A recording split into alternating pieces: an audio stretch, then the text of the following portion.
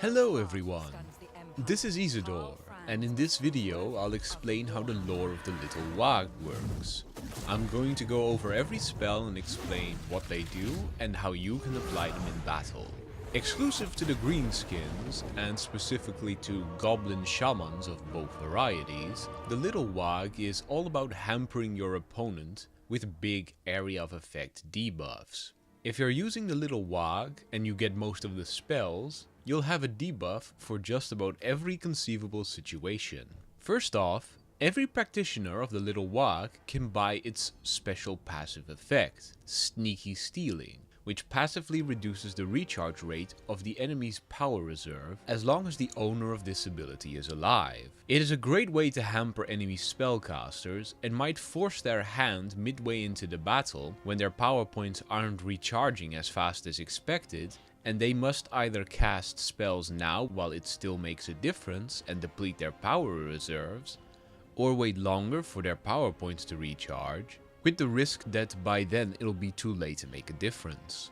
Sneaky Stabbin is the only buff spell in this lore, and it's actually pretty good if somewhat situational. It's an area of effect buff that raises the armor piercing damage of all units in the area, and gives them a big boost to their melee attack. The extra melee attack is always welcome on your melee units, but the bonus armor piercing damage is a bit harder to make good use of. Since it's a percentage based increase, and not a big one at that, it's mainly very powerful on any group of units that already have high armor piercing damage. On units that don't, like a good deal of your basic infantry, you may only see +1 or +2 armor piercing damage per soldier, which is better than nothing, but still it's not that great. Another big advantage of this spell is that it's extremely cheap at just 6 power points. As long as you have a good target for it, like a group of Black Orcs or Boar Boys, don't be shy about using this spell. Vindictive Glare is a magic missiles type of spell. It fires a bundle of projectiles at a target that deal high magic damage in a small area of effect. It's a simple spell whose primary job is to wear down large enemies, like gyro bombers, giants, steam tanks, or shagoffs. For that purpose it's pretty good, but it's not all that great at harming large squads of infantry. The projectiles will deal high damage and probably kill a few soldiers, but their area of effect isn't that large, so they're not gonna hit that many soldiers. Plus, the projectiles fly in a straight line without falling as they fly, which makes it easier to use from a hilltop and very difficult to use effectively if the caster is standing on flat ground and behind friendly units. Seriously, be careful and don't hit your own guys with it. You can also overcast this spell to fire even more projectiles at once for even higher damage, but this does increase the cost of the spell, from sort of cheap at 9 points to 13 points, and gives it the usual 50% miscast chance for overcasting a spell.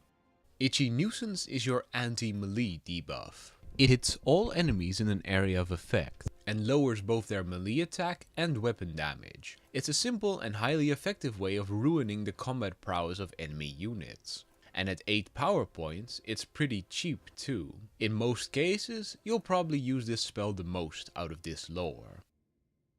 Gork'll Fix It is a situational debuff that lowers the speed, charge bonus, and vigor of all units in an area of effect. It lasts fairly long, and at first glance its main use is to weaken enemy charges, in particularly those of units that already have high charge bonuses, like cavalry or monsters.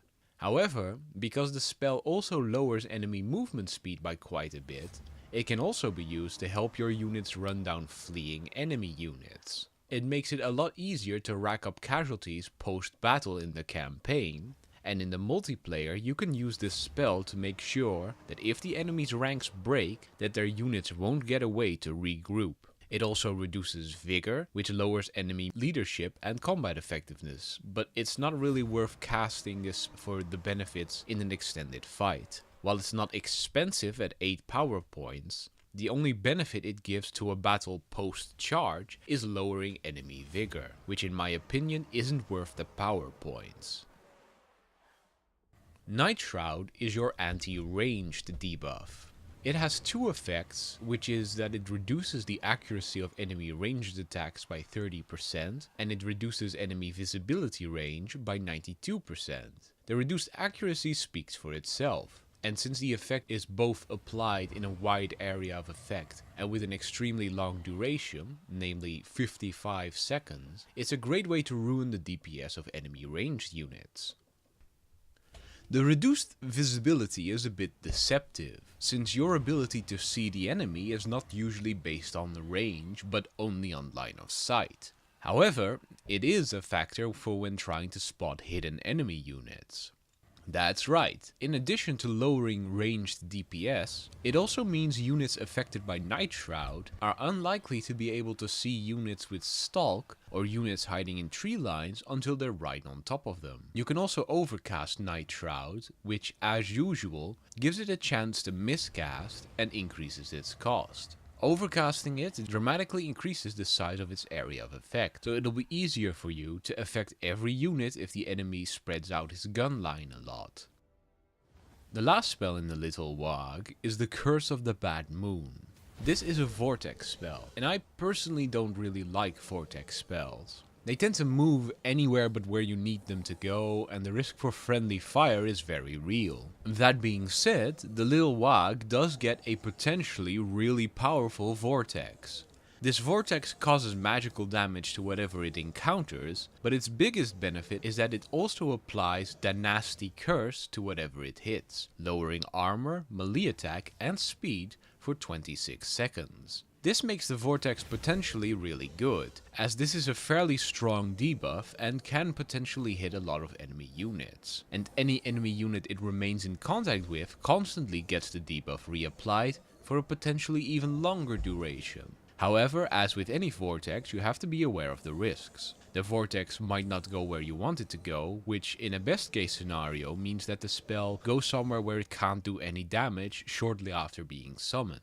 And in a worst case scenario, means it runs through your own units and debuffs them as well. You also have to be aware that it is a very expensive spell at 16 power points. And casting it may mean you won't be able to cast any extra spells for quite a long time.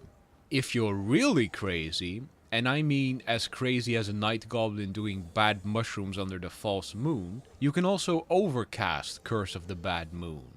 This raises its cost to an incredible 25 power points, but it makes the Vortex last 52 seconds up from 26, and makes the debuff last 52 seconds as well.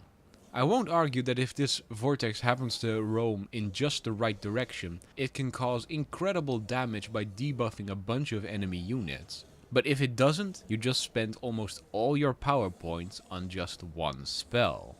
That's all for the Little Waaagh. If you liked this video, don't forget to like and subscribe to my YouTube channel. If you'd like to support me in making more content, please visit my Patreon. You can find a link in the description below. Thank you for watching and see you all in my next video.